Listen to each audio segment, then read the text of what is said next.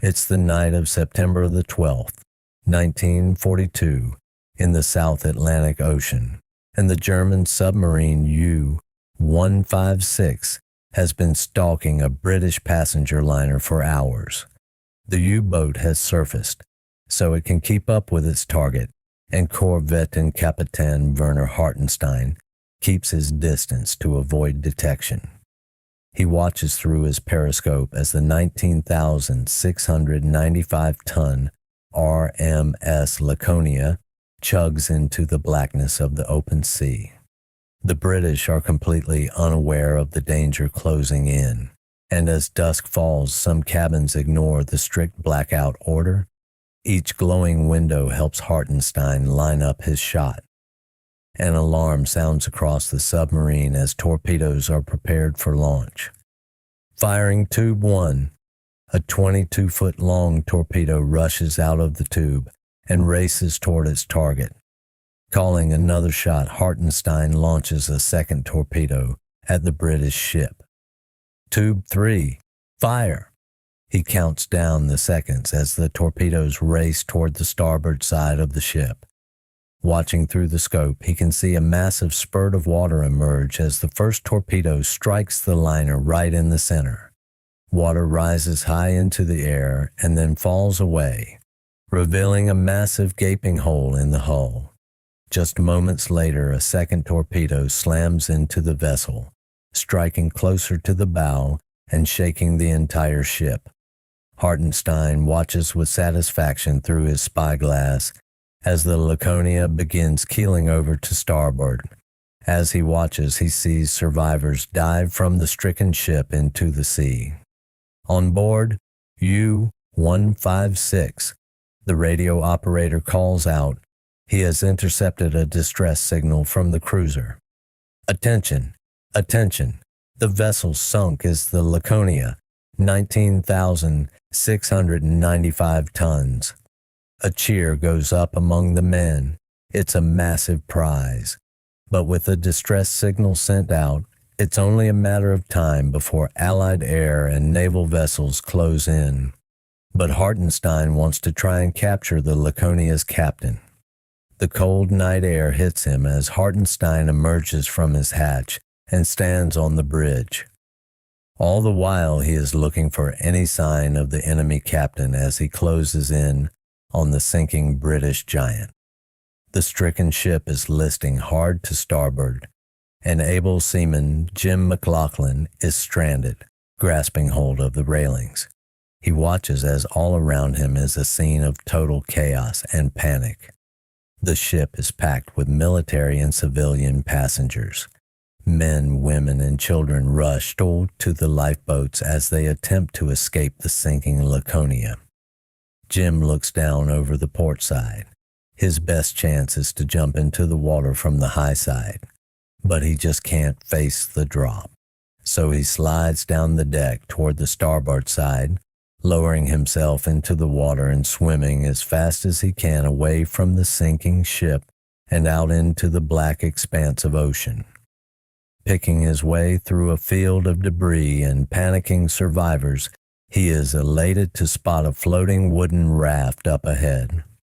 Already sheltering on the raft is his friend Davy Jones. "Bloody hell, Jim. Give me your hand." Davy pulls Jim up onto the raft. Shivering, the men are dejected as they watch the Laconia's stern rise up and its propellers rise high into the air. Meanwhile, half a mile away on the U-boat, Hartenstein scans the ocean. The sea is filled with overcrowded lifeboats and even more people clinging to the sides. Shouts and cries echo through the dark. They spot two men clinging to a crate who are shouting for help. Help! But they are not shouting in English. It sounds like Italian. Help! Hartenstein is shocked to hear Italian voices. What are they doing on a British vessel? Pull them out. Sailors rush down to the bow and drag the two men from the water. They are both shaking with cold and fear. They are brought up in front of Hartenstein, and both of them plead with the captain. Italians, prisoners. A chill runs through Hartenstein's blood. The ship he has hit is full of Italian prisoners, his own allies. Get these men out of the water. More and more men paddle their way to the U-boat, desperate to reach salvation. The submarine crew pull up an Italian corporal who can speak some German. Finally, Hartenstein learns the truth. The corporal tells him there were more than 1,100 Italian prisoners of war on board the Laconia, along with hundreds of British soldiers, Polish guards, and civilian women and children. Oh my God, every hour Hartenstein stays in the area puts his U-boat and the lives of his men at risk. His orders are to get out of the danger zone as quickly as possible. But this captain feels he has a duty to his allies and to the innocent civilians caught in the crossfire. As the morning sun rises and beats down on them, it mercilessly bakes their salt-covered skin. Jim dangles one leg into the sea, desperate for relief. Then suddenly, he feels a sharp pain tearing through his calf. He hauls his leg back onto the raft. Blood wells from deep puncture wounds as a long silver shape slips away beneath the surface. A giant barracuda glides below them, just out of air. Reach. Then another shape appears, and another circling the little raft. Jim pulls his injured leg tight against his chest. It is swelling now, throbbing with every heartbeat. He stares up at the empty sky.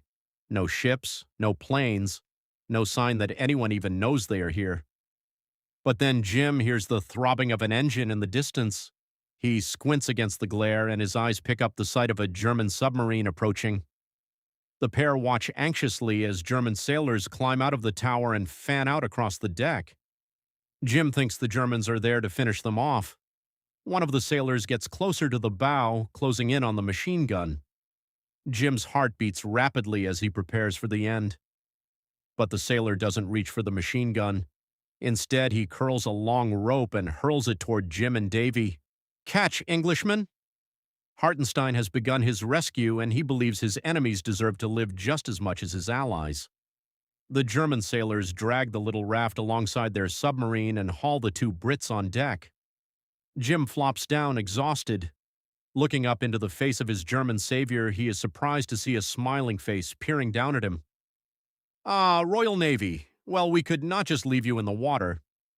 Jim is pulled to his feet by the German sailors and helped across the deck for medical attention.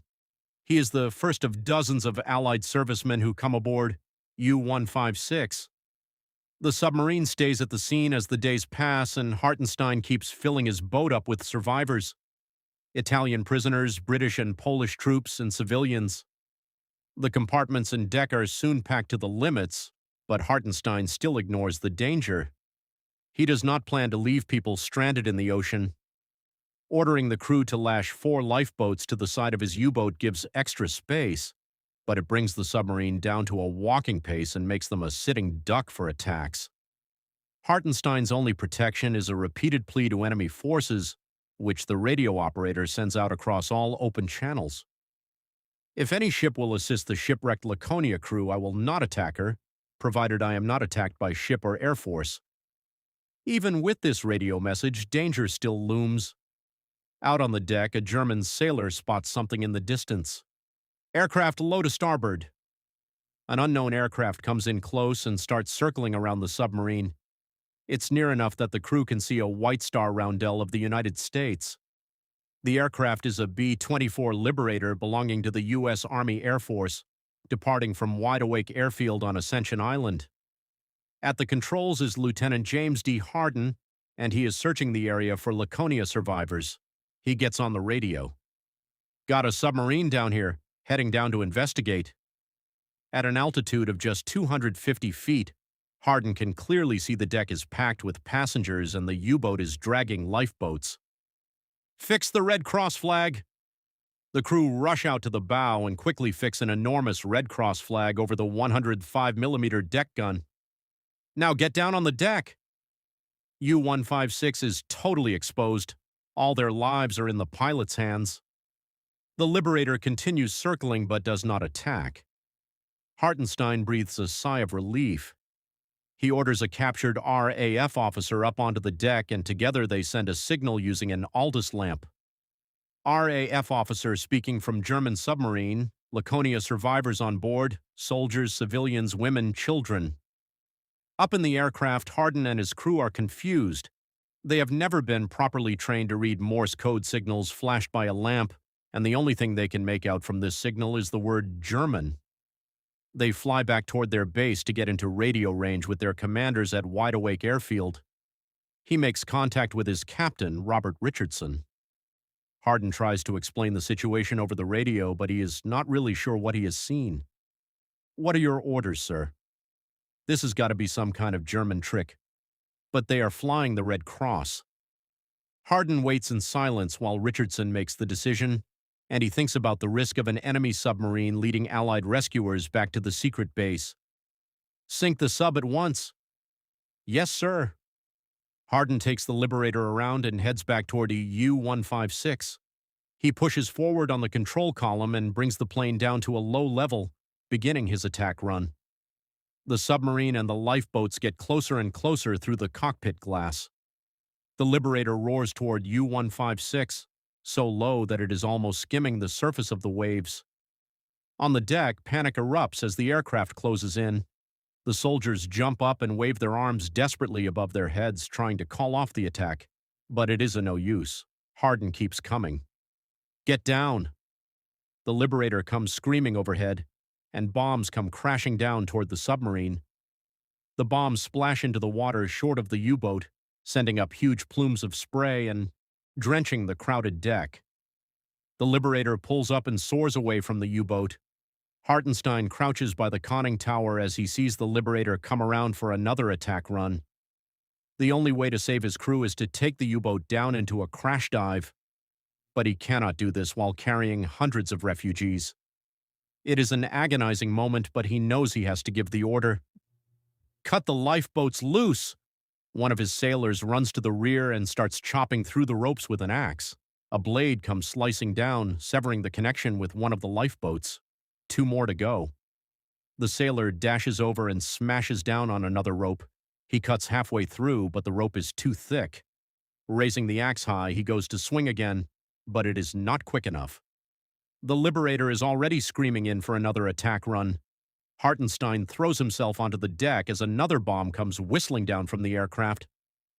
This time it's a hit. A massive, deafening explosion tears one of the lifeboats to pieces, killing several men instantly. Splinters of wood and a cloud of shrapnel fly up into the air, and Hartenstein stares in horror at the destruction. He sees the devastation as the plane comes around for another attack. The Liberator roars toward the scene and releases another bomb. The bomb lunges into the sea and detonates directly under the submarine. The blast lifts U-156 up and out of the water and throws the men on deck off their feet. Harden watches from the cockpit as the U-boat wallows and thrashes in the water. He has got the kill, but he cannot shake the feeling that he is doing something that is not right. U-boat sinking. Return to base. On board the submarine, Hartenstein rushes down the ladder and enters the control room. "Damage report?" "We are taking on water. The batteries are leaking." Hartenstein has no choice. If he wants to escape any further attack, he has to take his boat down to safety. "Out! Out! Everyone out!" It is total mayhem as the survivors dive off the deck and splash down into the water. Struggling against the waves, Jim swims for his life. He battles the current, and finally he is pulled up onto a lifeboat. The massive shape of the U-boat pulls alongside them. Captain Hartenstein leans down from the conning tower and shouts over the mayhem. "Set your course north-northeast. The coast of Africa is 700 miles away. I wish you good luck." He salutes the survivors and rushes back inside his submarine. Jim watches as U-156 sails away and disappears under the waves. He and the others in the lifeboat are now alone, far from land. It took the survivors 24 days to reach land. Low on food and water and with a sea full of predators, their numbers fell every night, but finally they arrived in Liberia. Altogether, less than half of the roughly 2,800 people on board the Laconia survived the sinking. Of the 1,168 Italian prisoners on board, fewer than 600 made it home. Captain Werner Hartenstein was later awarded the Knight's Cross of the Iron Cross for his rescue efforts at Laconia. He continued to command U-boats in the Atlantic and was killed in action in the final weeks of the war.